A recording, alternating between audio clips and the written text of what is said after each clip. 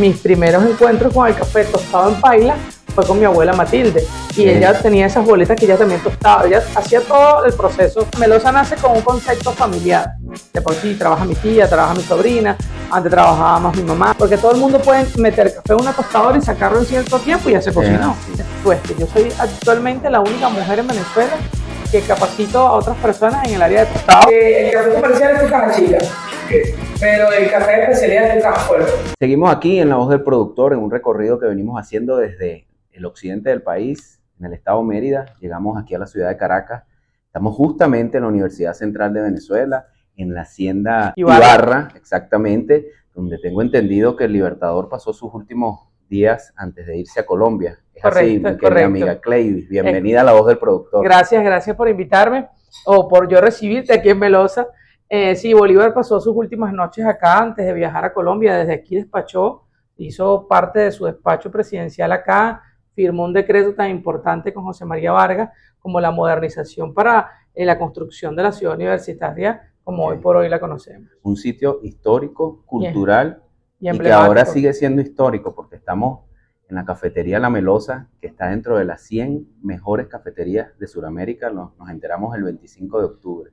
Sí, nos enteramos todos juntos. Fue una sorpresa para nosotros. Nos nominaron, éramos más de 33 cafeterías en Venezuela y la pelea iba a ser ruda, por llamarlo de una manera, porque aquí mucha calidad de cafetería, baristas y caficultores sobre todo.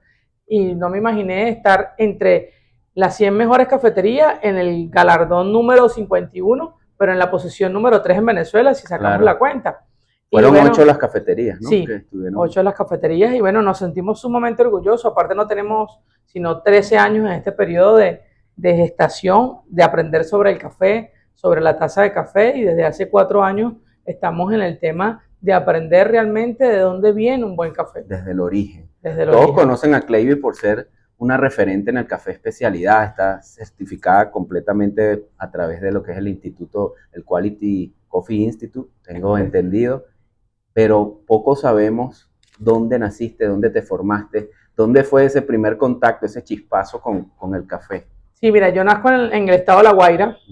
Me crié en un barrio que se llama La Cabrería, en el casco colonial, arriba donde está el Fortín. Y mi primer encuentro con el café, mi abuela paterna es de Barinas, bueno, según Barinas, porque antes las partidas de nacimiento y las cédulas las sacaban diferentes en tiempo, a distantes. Mi familia es gocha, es tachirense, y mi abuela siempre tenía cultivos, caminaba mucho, tenía sus cultivos de cacao y café. Y siempre cargaba como una cesta rectangular, y siempre ella tenía bolitas de cacao y café listo para tostar en bolsitas verdes. Mis primeros encuentros con el café tostado en paila fue con mi abuela Matilde. Y ella tenía esas bolitas que ella también tostaba. Ella hacía todo el proceso, sembraba, cosechaba, tostaba. Todo el proceso lo hacía ella. Un conuco, pues, eran unas plantaciones para la familia, no para la venta en general. Ese fue mi primer encuentro con el café, pero estando de niña, sin entender como mucho. Pero te agradaba ese ambiente. O sea, a veces uno, por ejemplo, yo he conocido amigos que van al campo y bueno, de a ratico, pues tampoco es que me gusta quedarme, pero a ti te gustaba ese ambiente de granja, de agricultura, de conuco, de ir a buscar el café. Tanto que me ponían a limpiar la vaquera en una de las fincas de los primos que todavía la tienen, en Chuponal, en Barinas. Y mi infancia fue pasar de Chuponal allá en Barinas, recorriendo con una yegua de un tío todas las vacaciones para arriba y para abajo el pueblo. Siempre ibas en las vacaciones a pasar los días allá. Era nuestro parque de diversión, las fincas de ese tipo. Claro, de ahí vienen ese primer encuentro. Ahora bien, te formas, eres ingeniero civil. Soy ingeniero civil de carrera. Bueno, y feliz día, porque hoy es ¿verdad? Sí, hoy es el día del ingeniero. Entonces te formas como ingeniero civil. Correcto. Te gradúas, ¿y cuándo decides empezar a enfocarte a trabajar con el café de especialidad? Yo no decidí. No decidiste. Es una historia muy simpática, porque yo siendo ingeniero civil, estando frente a la construcción del Teatro Bolívar de Caracas, el único país que Bolívar libertó y no tenía un teatro con el nombre de Simón Bolívar. Y ese teatro se construye en lo que era antes la edificación del antiguo Cine Rialto en la plena Plaza Bolívar, al lado de la Casa Amarilla. Yo estoy trabajando por una empresa, se llama Inversiones Yavinoco, y como residente de la fachada del Teatro Bolívar, actual Teatro Bolívar. Y ahí empieza mi auge trabajábamos día y noche, nos veían trabajar, el despacho de la jefa de gobierno en esa época estaba frente a la plaza, ¿sabes? Que si tú apagabas la operatividad te iban a decir, claro, porque era una obra que había que entregarla así, porque sí, porque se celebraba el festival de teatro, era una fiesta única, se hizo una teatrina espectacular para ese momento. Entonces, ¿qué ocurre? Era la época en que las Caracas la estaban recuperando, toda la zona colonial, patrimonial, lo que antes la gente lo tenía abandonado como depósito, se encargaron de recuperarlo. Y entre esas estaba la casa de las primeras letras, Simón Rodríguez, una casona tan hermosa como esta, pero esa casa fue la primera escuela de Caracas. Y dentro de esa casa funcionaba lo que le llaman un merendero, como esto, un merendero, una cafetería, pero es un merendero, en los planos aparece así. Y muchos emprendedores habían pasado por ese merendero sin tomar el amor que necesitan. Oye, te están dando un espacio con condiciones óptimas, no lo apreciaban. Me tocó acondicionarlo a mí. ¿Por qué? Porque yo lancé así y dije un recorrido en el Teatro Bolívar. Estábamos haciendo recorrido de obra porque me tocó hacer la fachada, pero también construir el resto de lo que faltaba del teatro. Haciendo un recorrido con las autoridades por el teatro. Yo entre chistes, porque yo vivía, yo me mudé a la esquina del Conde, ahí vivía día y noche, y yo le digo al ingeniero jefe en ese momento, le digo, mire, pero yo debería quedarme con este restaurante, porque yo vivo aquí, porque había una consignación para un restaurante. Tirate la punta, como dice. Pero yo no sabía nada de restaurante, nada más sabía hacer una arepa cuadrada. Y me dice, no muchacha, ese restaurante ya se lo dieron a alguien que sabe restaurante, y es verdad, pues claro. Pero me tomó la palabra. Me mandó a reparar unas filtraciones que tenía este cafetín y a acondicionarlo, neveras, batidoras, todo lo que le hacía falta a ese cafetín para operar fuertemente. Y cuando le voy a entregar las llaves del cafetín para que los manden a activar con un emprendedor, me dice, no, quédate de un tiempo mientras encontramos un emprendedor. Yo pensé que iban a ser 3 meses. Pasaron 7 años allí. Pero algo muy particular pasó, que el nombre de Café Melosa ya estaba. Ya estaba en esa ya el nombre de Café Melosa. En ese merendero. ¿O estaba aquí en Caracas? No. Eran espacios que le colocaban nombres emblemáticos. Porque, por ejemplo, el Teatro Bolívar tenía un nombre emblemático al Teatro Bolívar. El restaurante del Teatro Bolívar tenía un nombre emblemático. Creo que se llamaba Rialto en mención al antiguo cine. Este merendero se llamaba, en ese momento, que se llama Café Melosa. Café Melosa, el logo y todo en su momento, que es ese logo que ves allá, yo no lo escojo, yo no participo, porque mi meta y mi norte no era eso. Yo tenía mucha obra, mucho trabajo. Tú estabas allí, pero no estabas en esa onda del emprendimiento, de crear el yo tenía más de 20 ingenieros a mi cargo y más de 300 obreros. O sea, mi norte no era ponerme a atender en el público. Te pasaba por la mente. No, pero me pareció simpático porque la convertí como mi oficina, donde todo el mundo venía, tomaba café, se comía un postrecito.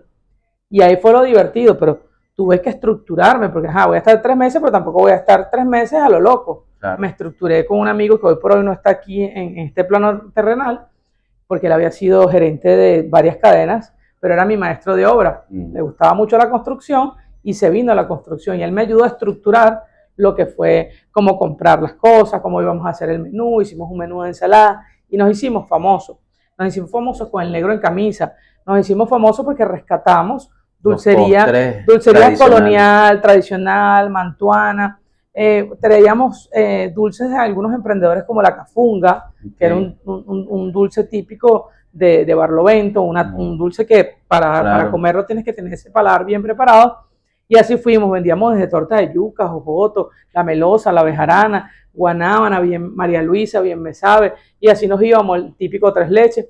Y nos fuimos quedando que diariamente vendíamos hasta 40 tortas enteras, se hacían colas, y el negro de camisa era una locura. Una locura. O sea, se hizo famoso. Sí, no nos conocían por Melosa ni por la Casa de las Primeras Letras, sino que mucha gente que no, o sea, que la gente pone, en la zona pone nombres a los negocios muy típicos. El negocio de los chinos y el negocio afuera tiene el nombre. Pasaba con, mira, vamos para la casa ya de las tortas. La casita de las tortas. Y así ocurrió y fue transcurriendo el tiempo, nos dimos cuenta que el café tenía una vida particular, que había que mejorar lo que teníamos. Empezamos usando café Origen Caripe, una marca de Origen Caripe que viene de allá, de Juan Manuel Silva. Claro, usamos café de varias gente importante actualmente, hasta de la gente de Trinidad, que eran unos chamitos que actualmente tienen una cafetería aquí en Caracas. Usamos ese café, creo que fuimos una de las primeras cafeterías en utilizar ese café, un honey que ellos tenían, usamos el café de Pietro, de varias personas. ¿Eso empieza en qué año? Cuando ya empiezas a dar en el 2013, okay. Porque ya yo estaba avanzando en el 2012, yo estaba dándome mi camino cuando el café no se conseguía tanto en el país. Okay. Eran muy pocas marcas las que habían en el país y había que casi que el café, San Antonio te ofrecía todo. San Antonio te ofrecía el café, los removedores y el azúcar. Entonces, para ti era comodidad que te traían todo. Exacto. Y tú no tenías que correr para ningún lado. Pero nos dimos cuenta que para nosotros no era el café que buscábamos, ¿sabes? Claro. Buscábamos calidad, sabor, que el terroir, la originalidad, el contacto con el café. Se empezaron a interesar por dar calidad en la taza. Es correcto. A pesar de que mucha gente no entendía la calidad de la taza, el por qué tú tienes que tomar el café así, de una forma, la acidez, el dulzor. Y para ese año menos. Y sin embargo, había su gente que estaba buscando hacer las cosas relativamente bien, pero sí, era poco el café, se hablaba poco aquí en Venezuela del café de especialidad, era poco el que sabía tostar, porque todo el mundo puede meter café en una tostadora y sacarlo en cierto tiempo y ya se cocinó. Pero hay que modular, hay que entender el café, hay que saber. Ahí comenzaste a empezar a prepararte, pues, a estudiar. Sí, hice cursos en escuelas y academias del país y haciendo cursos, ya siendo ingeniero, yo habiendo recibido varios cursos, diplomados, claro, y todo a nivel de mi carrera, había hecho más de 12 cursos en el colegio de ingeniero, un diplomado de seguridad industrial, ya yo tenía cierto conocimiento de cómo yo quería mi aprendizaje y me formé con mi equipo. Tengo un barista que tiene 12 años trabajando conmigo, que es tostador, barista, catador, y mi sobrina, que es Doria Ángel, que está conmigo desde el inicio, y mi mamá, mi tía. Claro. ¿Qué ocurre? Me formo en esas escuelas, en esas academias, con mi compañera que es la dueña de M2 Caracas Coffee, y nos damos cuenta de las debilidades. Y conformamos una guía, hicimos una guía, buscamos el engranaje perfecto para dar cursos nosotros en eso que fue la primera escuela de Caracas. Y empezamos a dar cursos allí. Armábamos 4 estaciones, es decir, 4 máquinas de café y podíamos atender a 20 personas, pero esas 20 personas podían estar acompañadas de 1 o 2 instructores. O sea, ¿cómo se dieron cuenta que hacía falta escuela? Mira, o sea, que hacía falta esa parte porque, ¿qué pasa? Todas las escuelas eran hacia el este y nosotros estábamos en el oeste.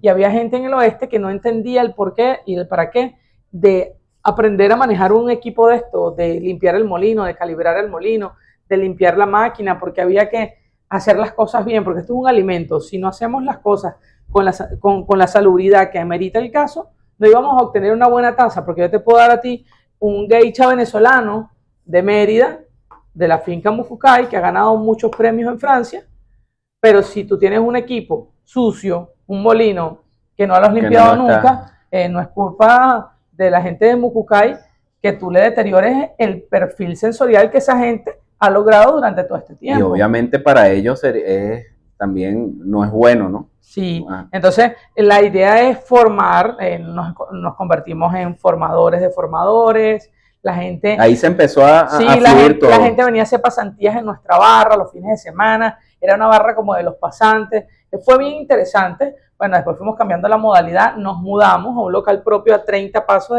de esa casa, porque en esa casa nacimos en muchos aspectos, porque toda la persona que entraba a Café Melosa entraba con 0 conocimiento de la gastronomía. Entonces aprendían las chicas a hacer torta, a hacer café, todos tenían que hacer café. Todos. Llegaba una hora que nos montábamos en la hora pico cuando el Banco Central salía a merendar, claro, los empleados, que había que hacer 100 cafés en una hora, entonces nos montábamos 2 personas en una máquina y hacíamos competencias por pareja a ver quién sacaba más café. Claro. 101, entonces era ese grito, esa bulla, claro, esa alegría, que a veces ellos cuando me dicen, no, estamos abollados, no, ustedes todavía no han visto abollados. No conocen lo que es un No, porque había una cajera, tomaba el pedido, le daban un ticket a la persona. Esa parte de Caracas le daban un ticket a la persona, pedía la torta, pedía el café, y entonces si de repente quedaba una sola torta de negro en camisa o 3 leches, se la peleaba la gente en la barra, era una locura. Una locura. Entonces, esto es relajado, esto es live ahorita, es súper relajado el tema del despacho. Y lo disfrutamos muchísimo porque creamos postres, modulamos recetas. Ahí nace la fama, que ya tiene la fama la torta Melosa, pero ahí la incrementaron más. Sí, ¿qué ocurre con la torta melosa? La torta melosa, muchas versiones que tú consigues en internet de grandes chefs en Venezuela, es una torta quesillada. Si tú vas a la analogía de la historia, una torta que le gustaba al niño Bolívar, una torta que algunos historiadores reseñan que Bolívar se la llevaba en una carterita de cuero para ciertas prolongaciones. Papola, como dicen. No, y para la batalla, claro. o cabalgatas largas, no, una torta aquesillada en un bolso de cuero iba a ser una merengada. Entonces, claro. Tú ibas analizando, y nosotros siempre hablábamos que sentíamos que estaba Simón Rodríguez con nosotros siempre en la casa, porque amamos mucho la casa. Y dijimos, no, es que alguien nos dejó la receta escrita y no nos dimos cuenta, porque empezamos a hacer la torta, la horneábamos y la dejábamos un día afuera. No se dañaba, la probábamos. Perfecta. 2 días, 3 días. 4º día ya sí la torta dependía de la temperatura. Claro. Imagínate en la época de la colonia, donde tal vez tú hacías la torta como esa mujer afroamericana que estaba en la cocina, pero siempre la podían cambiar. De repente estaba en la casa de aquí de Caracas, pero se iban a Capaya y era otra mujer quien cocinaba. Pero había que hacer la torta al niño. Entonces, fuimos buscando esa historia de la torta, cómo se comportaba, cuáles eran los ingredientes. Los ingredientes para ese momento no era igual. No son los mismos de la época, el horno tampoco. Claro, nuestra torta de melosa casi siempre trato de que salga media quemadita. Entonces la gente no entiende, porque es como ibas a regular la temperatura en ese momento en un horno de leña. Claro, tú buscas de hacerlo más, o sea, que se asemeje lo más cercano yo me dejo guiar por la energía que esa torta nos ha traído a nosotros. Entonces es una torta que mucha gente no la busca, mucha gente no la entiende, y porque aquí la gente llega buscando un cheesecake, una torta mucho de chocolate, está bien porque somos un país productor de cacao, y para eso, bueno, suma el negro en camisa, que es una torta también que es una fusión de cocina con una crema inglesa y un típico ponqué de cacao hecho de una manera muy particular. Pero la torta melosa, a raíz de ella es que nosotros tenemos el nombre, como café. Entonces ahí nace, yo no escojo el nombre me escoge a mí. Es algo muy particular y de mucha energía para mí. Claro. Entonces, yo defiendo mucho la marca, tengo 13 años surfeando la ola, subo, bajo, hago las cosas bien, no es fácil, el camino de emprender y llevar un negocio así que tenga calidad, que busques los ajustes necesarios para que tengas un cliente con una fidelidad, digamos, marcada, que siempre te elijan. Sí, no es fácil, y cuando tú tienes trabajadores y equipo, que ellos también buscan calidad, tú no les puedes decir, hey, Moy, saca un capuchino ahí con un poquito de café. Claro. Dile, no lo calibre. Si no, yo no vine para acá a no calibrar. Claro. Y a veces los baristas buscan lugares así, buscan excelencia, buscan mejorar, buscan aprender. Donde no pichirreen, como dicen. Pues a nivel de calidad no, ¿sabes? Claro. Porque es la idea, y que tú los puedas escuchar a ellos, porque tú no eres dueño de la verdad, mucho menos del conocimiento. Entonces, somos un equipo, y ese equipo está unado y engranado con todos ellos.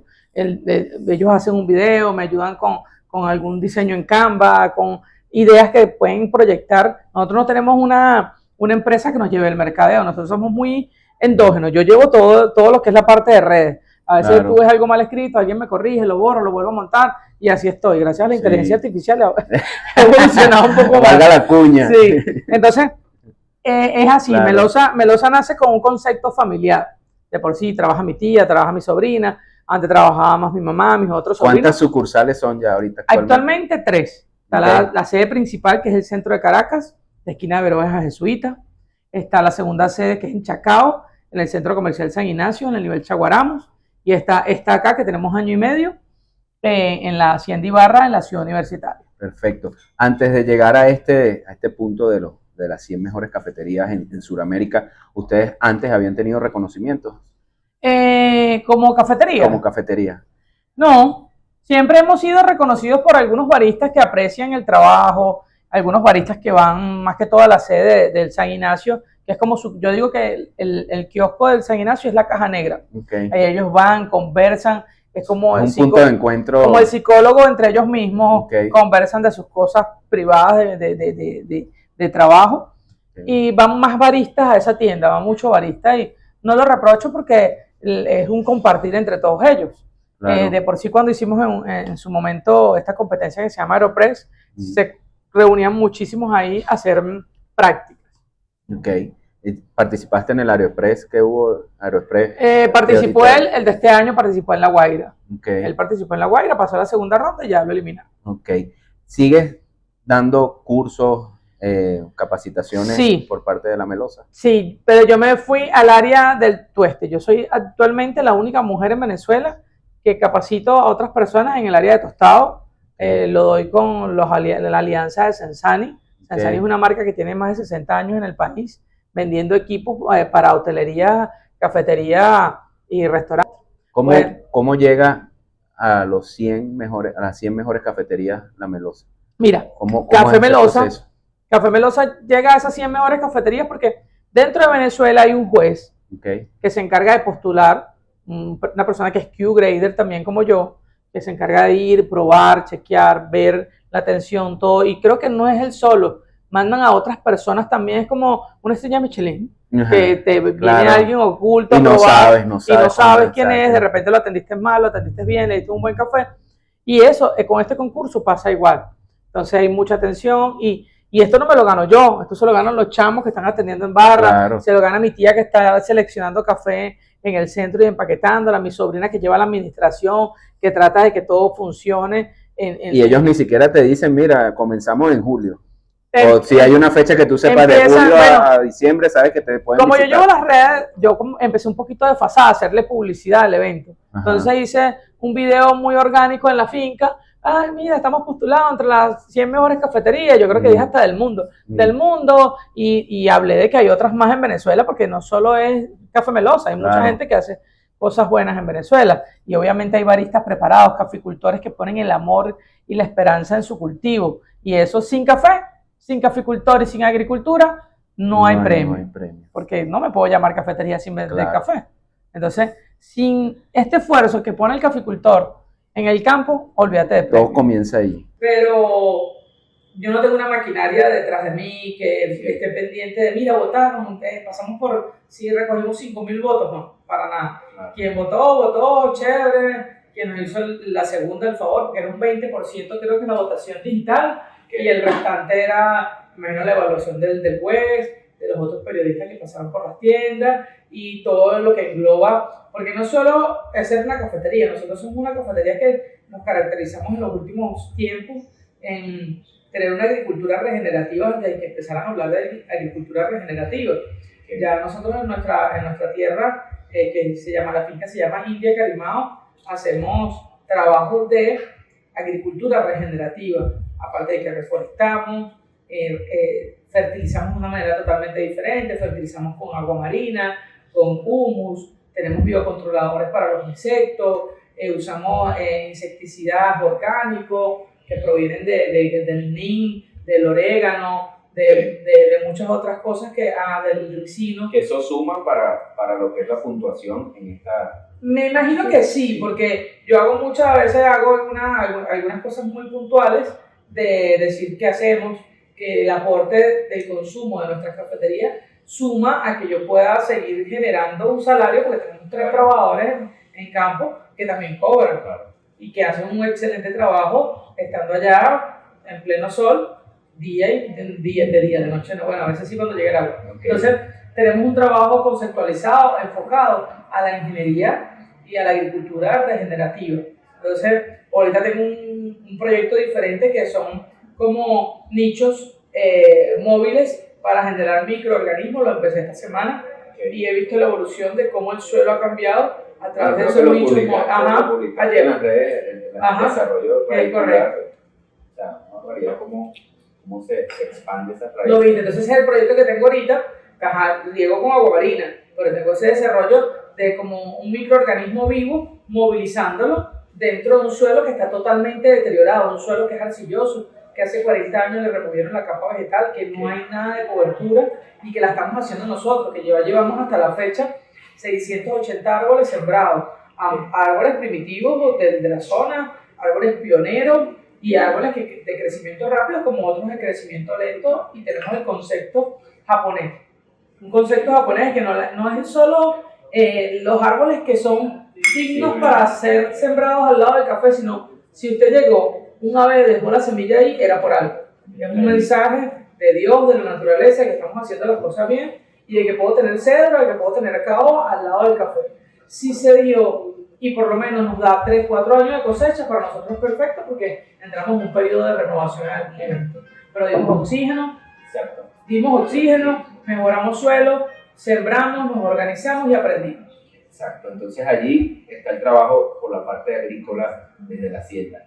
¿Cuándo te enteras que el mismo 25 de octubre te enteraste de...? Sí, me mandó el dueño de Casa Canela, el señor David, me manda el video. Sí, ellos están de número 14 o 15. Okay. Volvieron a repetir, ellos fueron pioneros el año pasado. Y yo no pude viajar, tenía un gripón, bueno, todavía tengo la voz más ronca de lo normal. No pude viajar y tenía 2 amigos que podían ir. Un joven guayoyo que se perdió buscando el anfiteatro, todavía está buscándolo, creo. Perdido todavía. Sí, y el ingeniero creador o liberador de la variedad Monteclaro, Vilar, el ingeniero Vilar. Él recibió el premio, él es el que sale con el premio con melosa y agradecida y súper orgulloso porque es un hombre, aparte de que es importantísimo para la agricultura en Venezuela, la caficultura en Venezuela en general, es un hombre muy alegre, un tachirense muy alegre y dado siempre a. Más bien él me pidió el favor de que yo recibiera un premio y ese día no podía ni pararme de la cama. Premio que le están dando en Chacao.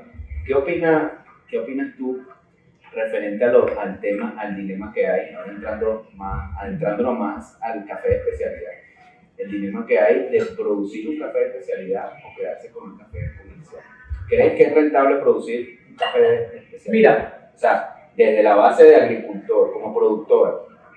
Mira, lo dije en Boconó y en Campolías dando unas clases con la gente de la FAO, que el café comercial es tu caja chica, pero el café de especialidad es tu caja fuerte.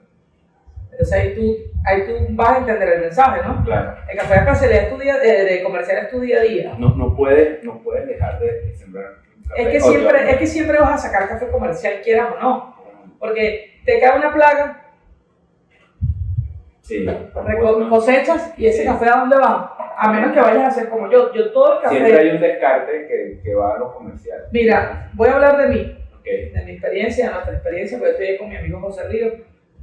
Nosotros, todo el café que tiene defecto, llámese atacado por plaga, por hongo, que viene siendo plaga, va a incineración. Y eso va después a un abono, se fermenta y va a un abono a la misma plantación. Entonces, en nuestro caso, como somos pequeños, poco a poco vamos creciendo, todo lo que es malo, es malo. Yo no estoy de acuerdo, claro, muy personal, en que salgan hongos con ocratoxina atrapados en un grano de café para el consumo humano. Entonces, yo todo lo quemo. Y eso quemado está guardado en un cajón que va a fermentación como un bocachi, que es un compostaje, para regresárselo al mismo suelo.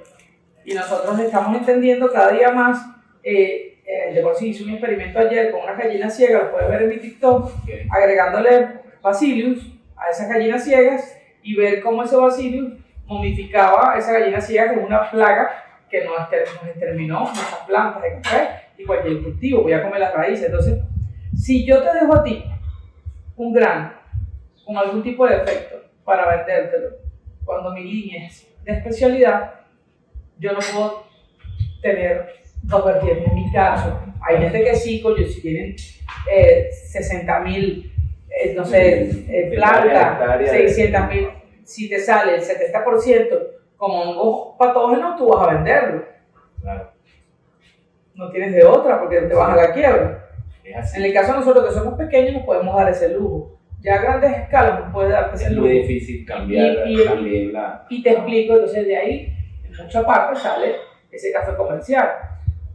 Pueden seleccionar y dejar como el pasilla, que ya yo creo que ese grado 5 ya deberían, 4 y 5 debería salir de nuestra gaceta. Okay. Y mantenernos entre 1 y 3. Pero se puede ir trabajando. Claro que sí. De ir llevando ese café a más y más calidad, que llega un momento que no... Claro que sí, te lo digo yo. Nosotros, cuando tú tienes un suelo desprotegido, que no tienes capa vegetal, el suelo está más propenso a sufrir plagas y enfermedades porque obviamente no tienes barreras para el aire, no tienes microorganismos que se defiendan de esos patógenos que vienen a atacar. Y ya como tú vas viendo la evolución de que ya tienes barreras, de que ya empiezas a generar microorganismos o que los añades para que combatan, tú dices, no, pero este equilibrio puede existir y yo puedo tener cada día un café más sano. Entonces, tiene que cambiar mucho la mentalidad del caficultor de pensar de que solo va a usar triple 15 y urea, triple 15 y urea. Entonces, tienes que empezar a entender los macros y los micronutrientes. Si no entiendes ese parámetro de los macros y los micronutrientes, por mucho que tú quieras sacar de una planta de café, en este caso un borbón, ella no te va a dar más porque tú no le estás dando, tú le estás dando 3 elementos, 2 elementos y los demás que necesito. Ese punto que estás tocando ahorita es importante, el tema de la capacitación. Sé que en la finca donde trabajas tú la caficultura, digamos así, ofreces un diplomado, están trabajando en diplomado. ¿Cómo está esa organización allí en el estado de La Guaira? ¿No? En La Guaira, en la finca Los Puros, que es una finca de una amiga, una finca modelo del estado de La Guaira, ahí ofrecimos la capacitación del primer diplomado de maestro cafetalero y arrancamos con una buena visión porque aprovechamos los años donde ya estaba participando, que teníamos un secadero para café de especialidad, teníamos las camas africanas y los estudiantes vieron todo su proceso, desde catación, tostado. Sí hay receptividad ahí en La Guaira, sí, en los productores. Sí, La Guaira tiene muy buenos productores, no solo de café, de hortalizas y otros rubros como el aguacate y las musáceas. Y sí, tiene mucha receptividad porque es que el café es un gran ahorro. Mientras él está creciendo, tú vas haciendo ciclos cortos. Claro. Ya cuando venga tus 5 o 10 hectáreas de café, tú vas a poder sacar de una hectárea de café, si está bien trabajada, 30, 40, 50, va paulatinamente a los 18 meses, a los 2 años, a los 3 años, va incrementando la cosecha. Digo esto porque, hablando el otro día, siempre hay una constante que es el no querer cambiar los procesos, digamos, antiguos que llevan en las fincas, de no querer renovar cafetales, podar. Inclusive hay productores que se niegan a cambiar esto. Por eso te pregunto que si allá en La Guaira hay otro concepto o no es el mismo denominador común de esos productores. Mira, mi papá producía 50 años haciéndolo así, yo limpio 3 veces y ya, yo no abono, yo no. Yo te voy a poner un ejemplo básico, que se lo ponía siempre cuando iba a contratar a nuevos albañiles en la obra. Hablaba con el sindicato, le digo, necesito 10 albañiles, pásamelo por ahí y le voy a hacer un examen. Le da un escalímetro y una cinta métrica. Sácame la escala con la cinta métrica en el plano. Si no sabía, no era un albañil. De repente era muy bueno, pero si yo te doy un plano para que me replantees y me hagas una pared y no sabes sacar la escala con la cinta métrica y mucho menos con el escalímetro, tienes 50 años haciendo las cosas mal. Pasa lo mismo en la caficultura, en la agricultura. Hay gente que raspa la mata, hay gente que no hace mantenimiento fitosanitario o manejo de plagas integrado y hay que hacerlo. Eso es como que tú vas anualmente a un médico especialista, al cardiólogo, al internista, nosotros como mujeres al ginecólogo. Entonces, lo mismo pasa con la agricultura. Si tú no tienes un manejo integrado de plagas, si no tienes una poda fitosanitaria, que tienes trampas de broca, que la broca, si llegó para quedarse y vas a tener que controlarlo. Pero si tenemos el buen manejo de las plagas y un buen manejo de fertilizantes, no fertilizar porque Pedro está colocando, ejemplo, una compota de... ejemplo, un Yara o se trabajó otro fertilizante, porque de repente Pedro tiene estudio de suelo y eso es lo que necesita Pedro, pero tú que eres José, no necesitas eso, necesitas menos porque de repente tienen mayores microorganismos, de repente tienes más sombra, que aquel no tiene sombra, está empezando, tu suelo está más fatigado porque hubo otra siembra allí. Entonces no puedes hacer una copia del vecino. Tienes que entender que cada suelo, cada espacio de donde siembra se comporta como un ser vivo. Y porque es un ser vivo y tiene comportamientos diferentes. Entonces para eso son los estudios de suelo. Hay caficultores que dicen que no hacen estudios de suelo, los respeto, pero llega un momento en que tú puedes saber que de repente tienes anemia porque tienes los ojos un poquito amarillos, pero de repente no es eso. Ve al médico. Es necesario ir a los exámenes, no es como uno. Para que un especialista lo lea y buscar varios sugerencias. Hay buenos productos en el país, hay muy buenos productos en el país. Los productos biológicos en el país tienen un buen comportamiento y yo lo he comprobado en los últimos 6 meses. ¿Qué recomienda Clay? Porque esto es un programa que muchos productores ven y por eso hago énfasis en esto, porque es necesario, ¿no? Y aparte que las deficiencias a veces son por falta de conocimiento y muchos no comparten el conocimiento. Entonces tú, como caficultora, que estás en esa parte, ¿qué recomiendas tú o qué, digamos, productos están ahorita que tú digas, mira, pueden trabajar con esto, aquello?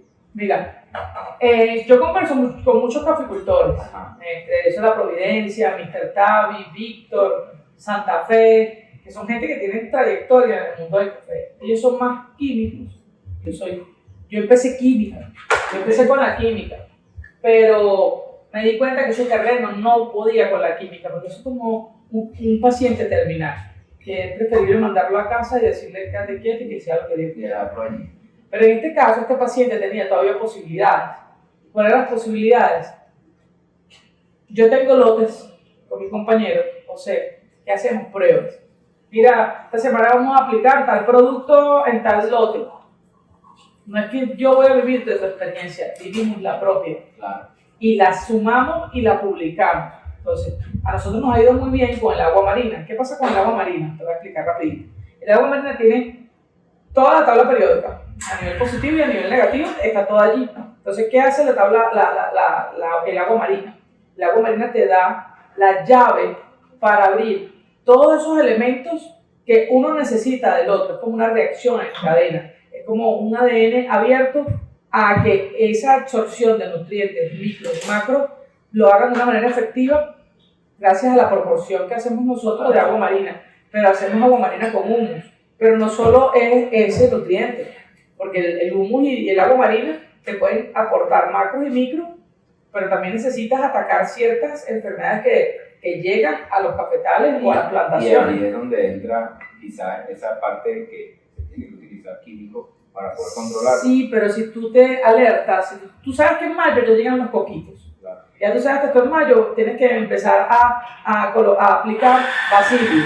Si tú vas a hacer lo que es un control de choque, que se llama control de choque, porque llega un momento que te desesperas, te agarró cercospora, que es la mancha de hierro, o tienes antracnosis, o tienes foma, que son enfermedades muy, muy radicales, o tienes roya, antracnosis y foma todo al mismo tiempo, tú te vas a desesperar. Entonces, aplicando a tiempo los correctivos, sobre todo la comida, macros y micronutrientes, vamos a evitar eso. Y yo lo he visto de primera línea, lo hemos visto, lo puedes ver en nuestro TikTok, en mi TikTok específicamente, que está como la evidencia de lo que era ese suelo, cómo se ha ido comportando ahorita, del 14 de febrero que empezamos a aplicar el agua marina de este año, hasta ahorita cómo están esos lotes. Cuando hablamos agua marina, agua de mar, agua de playa. Agua de mar, y ustedes la colocan como un foliar, o es el riego con agua marina. El foliar y dreno, okay. O sea, ambas, no hay problema. O sea, a las horas adecuadas que casi todo el mundo indica, en la mañana y en la noche, en la tarde-noche. Okay. Nosotros hemos arriesgado a colocar el mediodía sin problema, pero preferible las horas donde la incidencia UV está menos agresiva para que el agua no se convierta en un espejo o una lupa que vaya a quemar. Claro, y obviamente ustedes tienen una cercanía al mar que les sí, bueno, a una hora. Es que no necesitas, para una hectárea no necesitas sino 20 litros. O sea, ¿Y cada cuánto aplican? Va a depender mucho, pero también, tú puedes aplicarla o cada 15 días o una vez al mes. Y ya tienes que hacer tu manejo. Ustedes están haciendo ese trabajo allí de manera de investigación para sí, luego recomendar de una forma más formal, digamos así. Y bueno, yo creo que ya está formal, porque hay mucha gente que me escribe y que están haciendo pruebas. Es que, mira, tú vas a la playa, tú ves mucha gente ahora con terapias para ciertas enfermedades como el agua marina, ves a nivel mundial gente que vende agua marina para curar una enfermedad catastrófica que ataca a muchas personas, venden el agua marina. Claro, porque la tratan, que el agua marina es tan bárbara que todo patógeno que entre allí, ya ellos lo devastan. De repente un biólogo me va a decir, no, mija, pero no es tan fácil así. Claro. Pero para lo que yo necesito, que es para el riego... ¿Te apoyas con biólogos? No, lo diluyo y usamos el humus, eso hace una simbiosis perfecta, porque estoy trabajando con puros bioinsumos. Y regresándole al planeta lo que ella misma nos da. no necesitemos nada. ¿Y qué empezamos a utilizar? Empezamos a usar biocontroladores, biofertilizantes, todo bio, sobrecitos económicos. Eso es lo que demanda ahorita el mercado mundial. Un cafetal llevado de manera, digamos, orgánica. Orgánico, y nosotros tenemos un plan de reforestación que hasta la fecha llevamos 600, hasta la semana pasada, entre 685 y 680, porque de repente sembramos y algunos se mueren por el calor, por el estrés, porque si tú ves el suelo de nosotros es como si fuese, no sé, ni siquiera los medios del coro, porque ellos son sueltos. Es un suelo muy compactado, muy arcilloso, sin capa vegetal, y las zonas donde hemos sembrado, bueno, han cambiado. ¿Cuántos metros de altura? 1200 metros. ¿Qué variedades? Mira, ahí tenemos geisha, tenemos chiroso, tenemos Caribe, tenemos Costa Rica 95. Bueno, un saludo a Dina Bonafine. Sí, yo le compré la semilla a ella. Tenemos cenicafé, tenemos, un pequeño lotecito de papayo y un pequeño lote de ¿Quieren castillo. ser productivos con esas variedades o solo están buscando la forma de llevar un trabajo de investigación, de un maestreo? Yo te puedo decir hoy cuál de esas variedades aguanta más ciertas enfermedades. Yo. Claro, en este clima y en esta altitud. Te puedo decir qué enfermedad aguanta una y qué enfermedad, cuál es la más resistente a la foma. Te puedo decir que es el café. ¿Cuál es una que la cercóspora se la come así? Villanueva. Caribe, por ejemplo, ¿qué puedo opinar de Caribe? Uy, es susceptible. Caribe es muy susceptible. Caribe hay que tratarla como una princesa, pero bueno, ya ahí vamos. Acuérdate que yo me traje una princesa para un sitio que no era de una princesa. Eso hablábamos ayer con el profesor Enrique. Son variedades muy, que es como una princesa. O sea, son muy delicadas y deben de llevar un trato distinto, pero que te da una buena taza. Sí, bueno, tengo que esperar porque todo va a depender también del suelo y del manejo agronómico. Porque yo te puedo decir que he echado una buena taza, pero si no lo fertilizo bien... Eso es como tener una vaca Holstein, pero si usted no le da la papa que es, no te va a... Entonces, esa teoría de que sí da una buena taza, pero da una buena taza hasta qué punto. Da una buena taza, una buena producción hasta qué punto. Todo va a depender de tu manejo agronómico, de tu manejo post cosecha. Pues yo puedo tener un manejo agronómico que puedo sacar 80, 100 hectáreas por 100 quintales por hectárea. Pero si en post cosecha, que lo está haciendo Moisés, daña todo, ya viene la otra parte. Ya dañó lo que iba a ser un café de especialidad, convirtió en un café. Y ustedes allí hacen todo el proceso. Nosotros ve algo muy particular. Hay pipeo diario. Y ese pipeo diario yo lo proceso diario. 3, 4 días de fermentación, nevera. 3, 4 y yo tengo un deshidratador donde voy secando. Como es poquito, voy haciéndolo. Aguante que estamos iniciando ya. Para el año que viene, ya el tema de lo que es la planta de proceso, la línea de proceso, piscina, camas africanas, ya el secadero nosotros lo tenemos desarmado. Eso es móvil para nosotros. Está en Carayaca. Ese que montamos ahí es de nosotros. Y simplemente hacer unas piscinas o tanques para el lavado del café, si vamos a hacer obviamente café lavado, porque yo creo que toda finca, es lo que los grandes especialistas recomiendan, lavados jóvenes y naturales para también conocer el terroir de tu finca, saber qué tiene y a dónde quiero ir. Bueno, mira, yo este natural lo puedo fermentar más, este honey lo puedo fermentar más o dejar más tiempo aquí, y este lavado igual. Entonces ya tú conociendo tu terroir, tu grano, todo lo que tienes, ¿cómo es? Y ahí es donde entra el barista para tú saber qué calidad tiene en casa. Sí, entra primero el tostador, el catador. Y al final es lo que te da el resultado, es la taza. Es correcto. Lo que buscas. Y café de especialidad que tenga esos sabores acentuados. Sí, y Venezuela tiene mucha particularidad. Mira, el año pasado en la ICER, este va a ser mi cuarto año en la ICER, Encuentro Internacional de Café de Especialidad. ¿Tú entras allí como tostadora? Yo este año voy a ser la coordinadora del área de tostado. El año pasado fui tostadora y los 2 años anteriores fui tostadora bajo competencia. ¿Y qué ocurre? Que el café venezolano tiene su perfil como café venezolano. Puede tener flores de mastranto, puede tener semeruco, puede tener notas a ponsigué, notas a frutos, a panela. La panela siempre está muy presente en nuestro café. ¿Vale la pena? ¿Qué variedad tú recomiendas de sembrar? Pues, o sea, ¿vale la pena mantener los criollos, hablemos del Monteclaro, del Caribe? Todo caficultor debe tener un caballo de batalla, es decir, aquel café que tenga alta productividad. Todo caficultor debe tener una línea de especialidad con variedades exóticas, líneas de genética que no se dividen en el tiempo, es decir, Monte Claro tiene una buena línea genética y aparte es resistente y tolerante a ciertas enfermedades, más que todo tolerante. Puedes tener nuestras líneas venezolanas, Araguaney, Inia, obviamente, porque son genéticamente modificadas acá. Eso como Colombia tiene Cenicafé, Castillo, hay varios castillos, modalidades de castillo, y tiene Tavi. Eso es en el caso de Colombia. Nosotros tenemos, como te repito, Araguaney, Inia, Monte Claro, creo que me falta otro por ahí que no recuerdo. Bueno, y tenemos ahora la variedad Caribe. ¿Cómo fue el camino para llegar a obtener las certificaciones que tienes en cuanto al café arábica, en cuanto al tostado? ¿Cómo fue ese proceso? Bueno, todo eso te va llevando. Tú cuando entras ya al mundo del café, el mundo del café te va llevando. Una certificación está por aquí, brewing, barismo, tostado, sensory, y ya tú dices, bueno, pero ¿cuál es mi norte? ¿Qué quiero hacer yo? Bueno, vamos a... Empezó la moda del Q en Venezuela, que antes eran como 2 o 3, y ahora son creo que más de 20. Hay otra dualidad de formación de Q, es como más viable para las personas a nivel de economía y de tiempo. Porque como tú hacías antes el Q era una semana corrida. ¿Eso se hace aquí en Venezuela? Sí, ya actualmente en Venezuela te puedes certificar como Q y hay varios certificadores. Y está el laboratorio de Café y Ciencia Maracay, está el laboratorio de Paparoni aquí en Caracas y el Fentelar. Son 3 laboratorios donde te puedes certificar, y también están AST, que ahora el CQI vende los derechos al SCAP para que el SCAP ahora sea quien domine toda la modulación e información de los catadores Q. ¿Okay? Entonces hay más oportunidad para los chamos, porque puedes hacer un curso hoy, mañana haces otro, reúnes y vas paso a paso, no de un solo golpe como lo hicimos lo de la vieja guardia.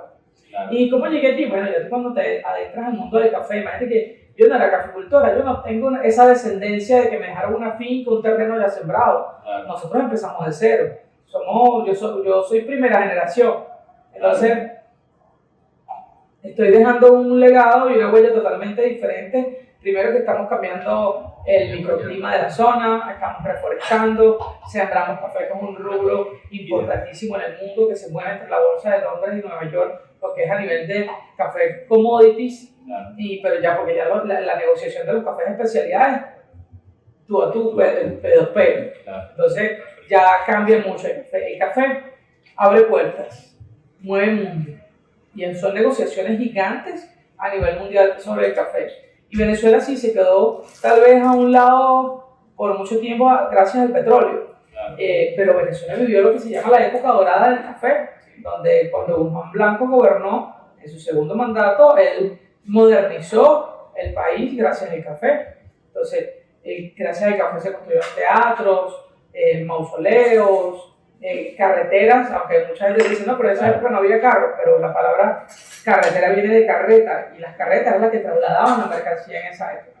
Sí, lo que fue el café y el cacao fueron primero que el petróleo, fueron un rubro que nos dio un ingreso importante. Lo que pasa es que cuando llegó la renta petrolera se hizo hacia un lado. Sí, de por sí el café desplaza al añil, al cacao y al tabaco durante un buen tiempo, porque toda la cosecha de Santander salía por allá, bajaba por Táchira, llegaba a Maracaibo y de ahí salía a los países europeos a ser vendido como el café de Maracaibo. Clase de historia, ojo. Es que yo doy con una amiga aquí en la central una pequeña introducción sobre el café y la historia, y hablamos del café y la importancia, porque no solo tienes que conocer la historia aburrida, también tienes que conocer la importancia de la historia y lo que ha ocurrido. Es la mejor forma de entender lo que tú tienes. Sí. Eso es importante, lo que se resalta, y nosotros queremos resaltar aquí en La Voz del Productor, el capacitarse, el querer estudiar, el querer ir más allá de lo que está. No es solo la mata de café, es lo que está detrás de ese café, es la historia del café.